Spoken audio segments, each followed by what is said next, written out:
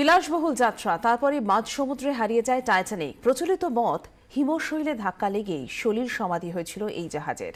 এরপর কেটে গেছে 100টা বছর। সম্প্রতি টাইটানিক ডুবে যাওয়ার অন্য কারণ তুলে আনছেন গবেষক সেনান ম্যালোনি।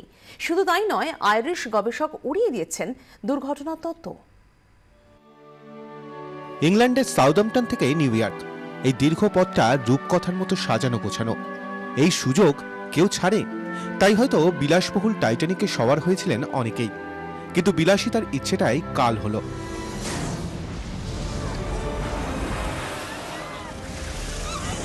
আটলান্টিকের কনকনে ঠান্ডায় ডুবল টাইটানিক। হিমশৈলে ধাক্কা লেগেই ঘটে যায় বিশ্বের অন্যতম মর্মান্তিক দুর্ঘটনা। এটাই ছিল এতদিন প্রচলিত ধারণা, কিন্তু 100 বছরেরও বেশি সময় পর সেই তত্ত্বকে খারিজ করে দিচ্ছেন আইরিশ সাংবাদিক গবেষক সেনান ম্যালোনি। তার মতে চূড়ান্ত গাফিলতির জেরেই ডুবেছিল টাইটানিক। ম্যালোনির গবেষণায় যে তথ্যগুলি উঠে আসছে সেগুলি হলো, উত্তর আয়ারল্যান্ডের বেলফাস্ট ছাড়ার পরই টাইটানিকের একটি বয়লারে আগুন লেগে যায়।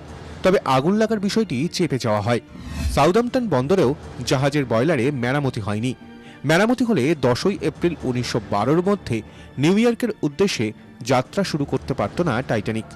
টাইটানিকের ক্যাপ্টেন জানতেন, তবে তিনি বিষয়টি চেপে রাখতে বাধ্য হন হোয়াইট স্টার লাইনের চেয়ারম্যান ও ম্যানেজিং ডিরেক্টর জে ব্রুস ইজমের কড়া নির্দেশে। গোটা জাহাজে আগুন লাগার আগেই নিউ ইয়র্কে পৌঁছতে চেয়েছিলেন ক্যাপ্টেন। বাড়ানো হয় জাহাজের গতি। দ্রুত যেতে গিয়ে হিতে বিপরীত হয়। আগুন ছড়িয়ে পড়ে বয়লার রুমে।